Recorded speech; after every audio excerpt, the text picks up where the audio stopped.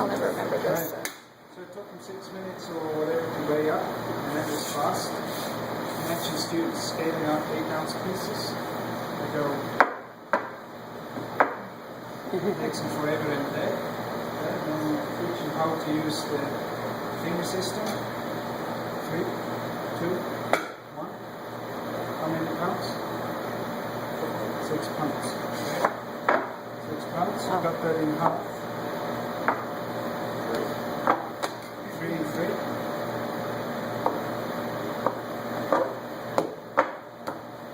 1.5, 1.5, right?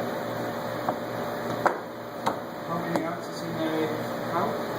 16. 16. I have 1.5 pounds. Okay, so how many times do I need to cut that now?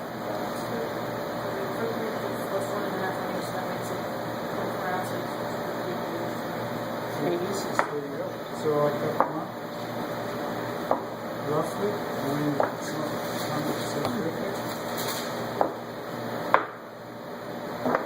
So, how many minutes do you think I spent now scaling up 8-ounce pieces? Minute. So I just shaved off 5 minutes. Well, and you're one person. Yeah. And you got 3 people, and I'm one. Well, one is always faster, trust me. But either way, even if you have 3 or 4, you know what I mean?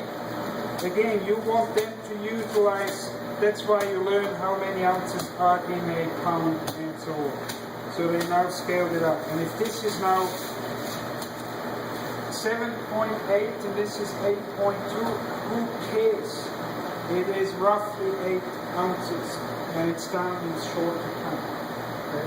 And that is the most important thing. Hopefully you're going to get out of it. Because I tell you, you know that old fable with the rabbit and the hare? The tortoise and the hare. I was the hare. Alright, I was the hare. One year we were teaching the same program. And my colleague was here and I was way down in 104 and they had the same program.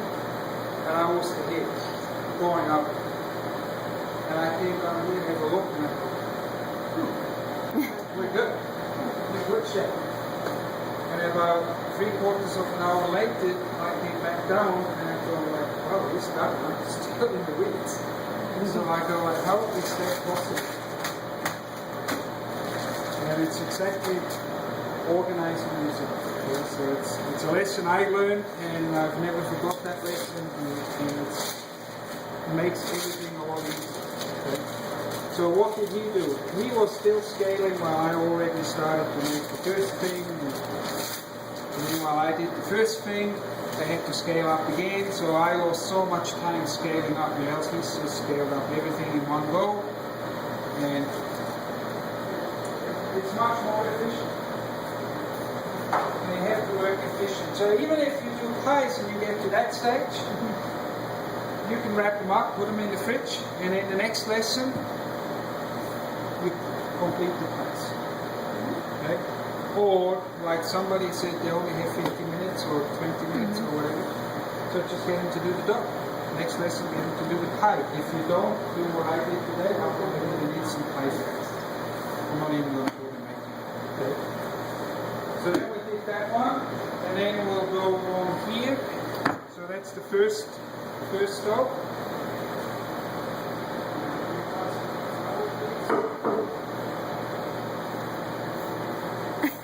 So then you need to show how to roll it out again, how it's folded good, okay? And you've got one smooth line, that tells you which direction I'm going to go. So I'm not going to roll it out that way, I have to turn the dough, and this is the direction I roll out next. Just a cleaner way to do it. For the lamination, otherwise your lamination is not going to work. So then the same thing, don't want to press it down here, just go like that. You have to be a little bit gentle. If you have a machine, it makes it so much faster. But not everybody has a machine. So I teach them how to do it without the sheet. You see how I leave that thick? That's a purpose for it. I can always bring it down afterwards. So you only work one way because it's easier to control. Now a little tip, and I did that this summer because I like to work with metric. If you want to work with imperial, go to the Home Depot and buy big hardwood rods, which are 1/4 inch, 1/2 inch, 1/8 of an inch. So if I have 2 rods here, I can now put 2 rods here and I go straight over it, and then it's perfect. Yeah. Okay? Do that with people. Like dowel You lines. do that with kids. I didn't bring my rods with me today, but that's what I do. But it has to be hardwood. Okay? Now you see how it's not quite square here?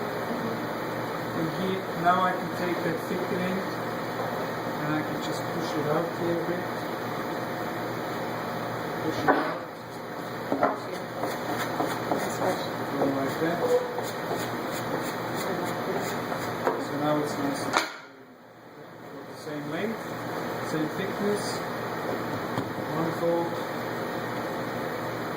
3 folds. Okay. If I do puff pastry, then I also show them the double fold, which is 1 here, 1 here, and then bring it over. And that would be for puff pastry. But since we don't do puff pastry, we just do 3 folds. And for croissants, you do the same thing, 3 folds. So now that dough needs 3 folds. So now with the second one done. Again, that took me 10 minutes or so to make. So I fill out the time with my demo. As soon as I'm finished, we're going to go on to the next one. Okay? So you're just a little step behind me, but not a major one. Okay? Then I can use up that time, and if once I showed it the first time, I don't need to show it the second time. Then I can start doing something else. I might do my fillings. Okay. And in between, when they rest, they got the recipes for the filling, they can put the filling together. Okay. But the fillings are already done for you. We need the pastry cream pushed through.